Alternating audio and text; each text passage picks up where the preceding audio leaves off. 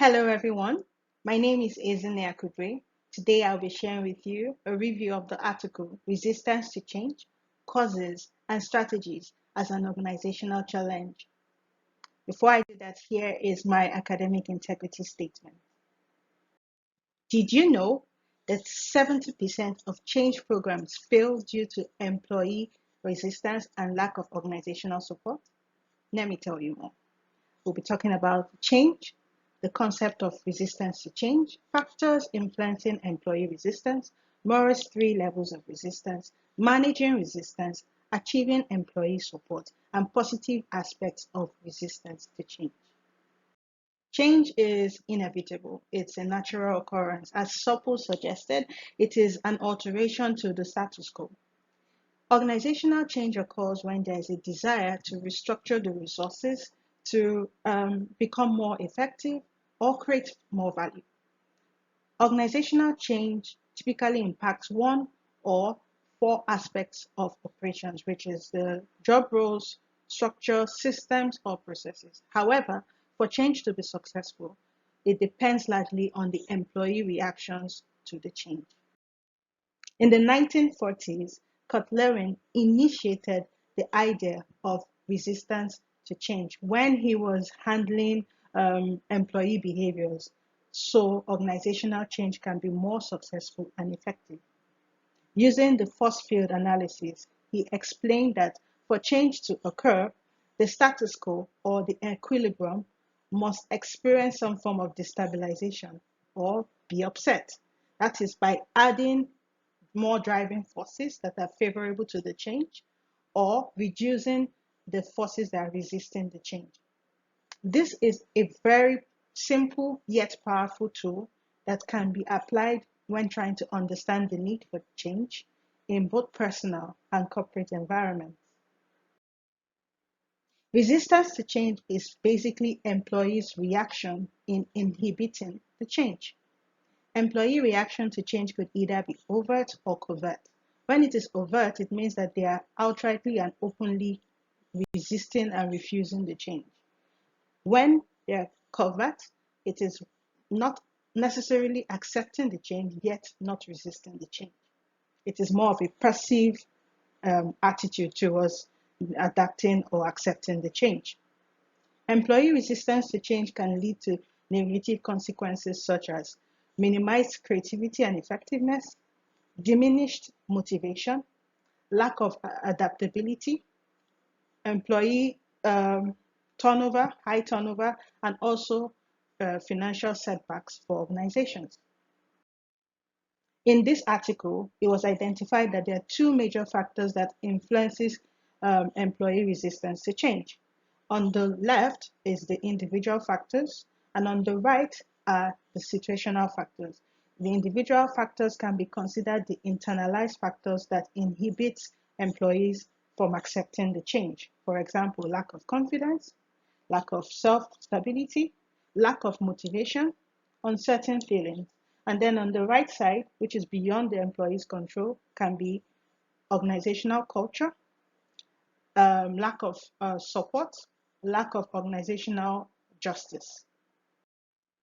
In using Mora's levels of resistance to change, if we are to narrow it down, we can actually adopt those factors into these three levels. And the first one, we have information. I don't get it. People do not get what they do not know.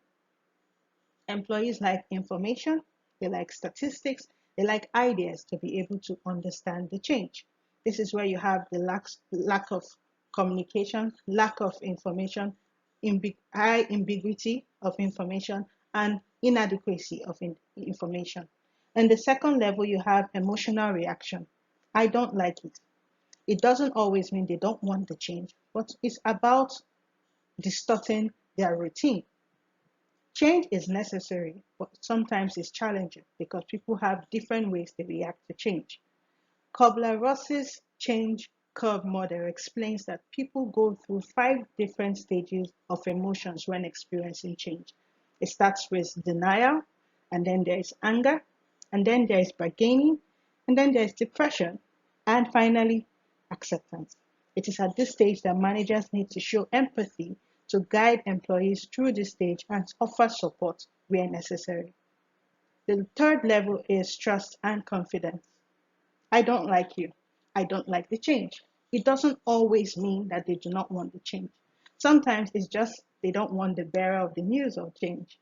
Or in some cases, it might be what the change agent represents, which could either be a faceless CEO or the corporate headquarters.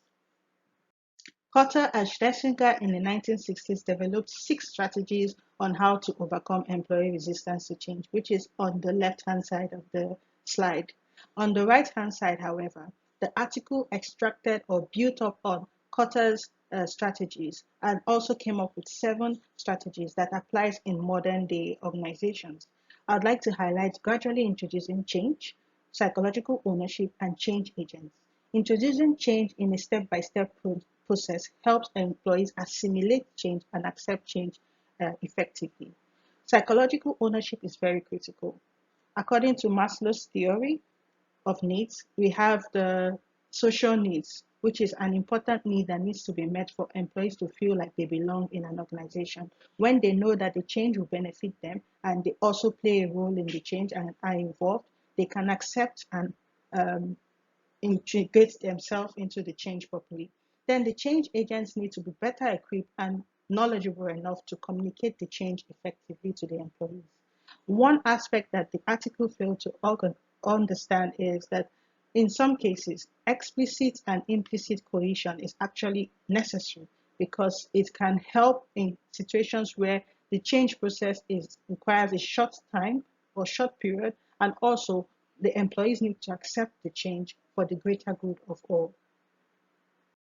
If we were to apply Mora's 3-level model of gaining support, we would see that in the first level, which is making your case, for change to be accepted, it needs to be properly explained. Define what it is. Why is there a need for change? Simplify the process by making the change clear and understandable for all. Provide different channels to communicate the change. It could be through phone calls, through visual representations, and also through touchpoint meetings. The second level is to reduce the fear as much as possible. Emphasize on what is in it for the employees. Involve them. Look for champions of the change, and also be transparent. There is a general saying that goes that honesty is the best policy. In the third level, you need to build broken relationships, keep promises, build trust, acknowledge and accept the resistance, and then take responsibility for actions. During my wider research, I realized that resistance to change is not always negative as depicted in many literature. Resistance to change could actually provide an opportunity to identify underlying challenges. It can help managers to find solutions to address conflicting interests. It can also help leaders to recognize problems that were not identified or anticipated during the planning phases of the change. It can also serve as a gateway for organizations to select the most appropriate change method because there is no one size fits all kind of method to solving or implementing change. Resistance can also be considered an early warning sign if the concern for the success of the change motivates the resistors. Then the overt resistors, when managed properly, can actually help leaders take better informed decisions. An interesting aspect of the article is the fact that it presents that resistance can either be positive or negative. However, it depends on how do employees respond to the change and how it will either hinder the progress of the change. But the most important aspect or best practice is to anticipate and plan for the change. This brings me to the end of my presentation. Thank you for listening, and I look forward to your questions and suggestions. Thank you.